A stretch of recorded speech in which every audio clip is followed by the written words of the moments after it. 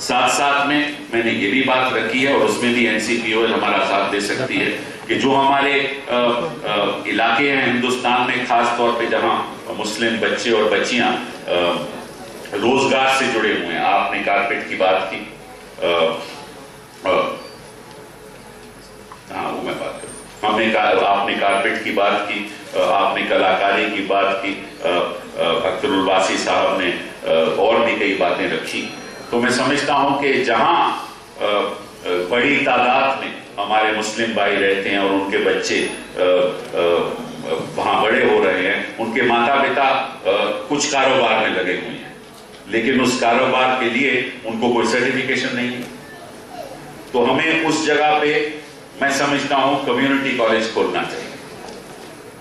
अगर वहां हम कम्युनिटी कॉलेज खोलेंगे तो जो लोग काम कर रहे हैं, माता पिता जो काम कर रहे हैं, उनको प्रायर लर्निंग, जो उनकी प्रायर नॉलेज है, उसका हम अगर सर्टिफिकेट देंगे तो एक तो उनको एक रोजगार में और बढ़ावा मिलेगा, और साथ साथ में उसी कम्युनिटी कॉलेज में उन्हीं के बच्चे अगर पढ़ेंगे और उसमें एनसीपीयूएल और सीबीएसई और एआईसीटी का तालमेल हो जाए तो मैं समझता हूं कि बड़ा भारी कदम आगे हम बढ़ा सकेंगे, जिसमें हिंदुस्तान के जो मुसलमान बच्चे हैं उनको एक नया रास्ता मिलेगा रोजगार से जोड़ने का। तो ये कम्युनिटी कॉलेजेस की जो हमारा जो प्रोग्राम है, इसी साल में हमने ये तय किया है कि हम लगभग 100 हिंदुस्तान में कम्युनिटी कॉलेजेस खोलने जा रहे हैं। और उस कम्युनिटी कॉलेज में आपको ये नहीं कि आपके 70% आए स्कूल बोर्ड में या 80% आए। अगर बच्चा 12वीं पास है तो उसको कम्युनिटी कॉलेज में एडमिशन मिलेगी, उसको कोई रोक नहीं सकता। क्योंकि आज के दिन ये है कि भैया आपके कितने नंबर हैं, हम नंबरों पे नहीं जाते। हम समझते हैं कि हर बच्चा और हर बच्ची में एक खासियत है, एक काम करने की खासियत है, लेकिन हम उसको पहचान नहीं पाते। तो उस बच्चा और बच्ची को अपनी खासियत को पहचानना है और उसको मौका देना है, और अगर उसको मौका मिलेगा तो निश्चित रूप से बच्चा और बच्ची आगे जाएगा। लेकिन उस मौके, उन बच्चों को मौका मिलना चाहिए जो उस क्लस्टर के इर्द गिर्द हैं।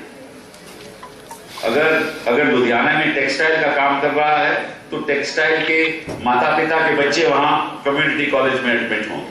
अगर आगरा में कोई और काम कर रहा है तो वहां के लोग बच्चे एडमिट होंगे। अगर मुरादाबाद में कोई और काम हो रहा है तो वहां, अगर बनारस में काम हो रहा है तो वहां के बच्चे एडमिट होंगे, ताकि ये नहीं कि दूर दराज के बच्चे वहां लोकेलिटी के बच्चे आएंगे, ताकि उनको हमें रोजगार से जोड़ना। और अगर वो 12वीं पास है तो उसको कम्युनिटी कॉलेज में एडमिशन मिलेगी, ताकि वो अपने कॉन्फिडेंस को भी बढ़ाए और आगे बढ़ के रोजगार के साथ भी साथ जोड़े। दूसरी बात जो मेरी सोच है वो मैं आपके सामने रखना चाहता हूं कि आजकल जीडीपी ग्रोथ 6-7 दशमलव स्तर तक पहुंच गया है, और मैं समझता हूं अगले 20-25 साल में ग्रोथ का पैटर्न यही रहेगा, ज्यादा भी होगा।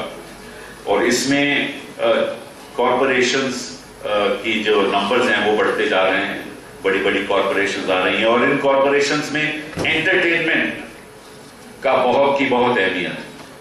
हर शाम कोई ना कोई एंटरटेनमेंट की जरूरत पड़ती है।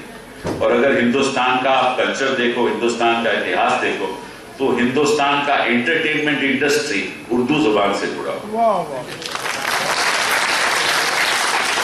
चाहे वो शायरी हो, चाहे वो म्यूजिक हो, तबला हो, कवाली हो, फिल्म हो, टेलीविजन हो। हिंदुस्तान आप कहीं भी चले जाओ, उर्दू के बिना कोई एंटरटेनमेंट हो ही नहीं सकता, ठीक है। तो आपने आज तक यही नहीं सोचा कि किसी तरीके से एनसीपीएल को उर्दू जुबान के साथ एंटरटेनमेंट इंडस्ट्री से जोड़ना जरूरी है, ठीक है।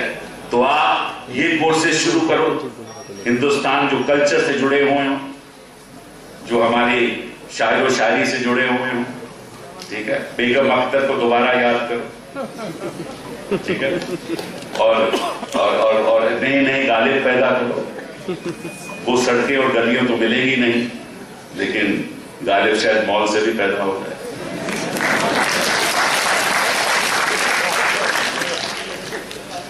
21वीं सदी में कुछ भी हो सकता है, बच्चे को आपको एक मौका देना चाहिए।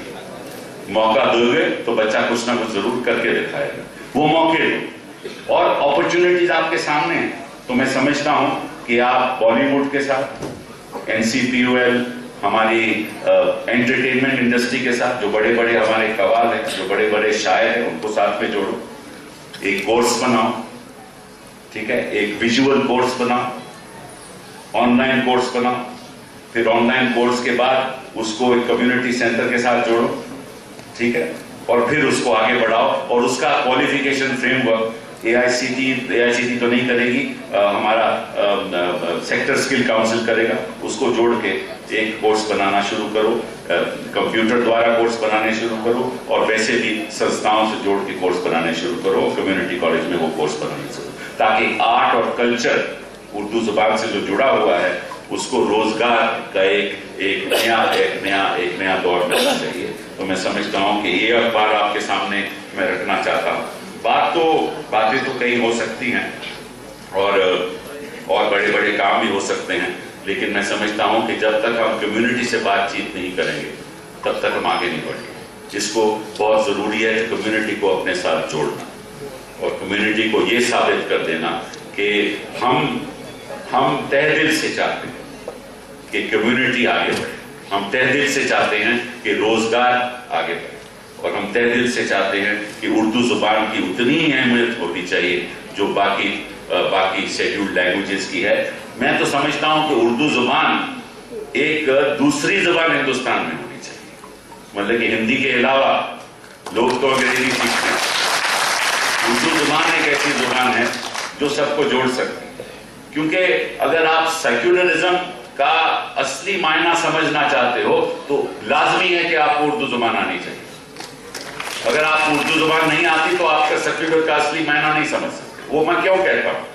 इसलिए कहता हूं कि जब जुबान हिंदुस्तान में आई तो हमारी संस्कृति के साथ जुड़ी, और जब संस्कृति के साथ जुड़ी तो जुबान अपने आप में उसमें बड़ा परिवर्तन, उस जुबान के द्वारा ये परिवर्तन दिखने लगा कि जो उर्दू जुबान है वो केवल मुसलमानों से ही जुड़ी नहीं हुई, हर हिंदुस्तान के हर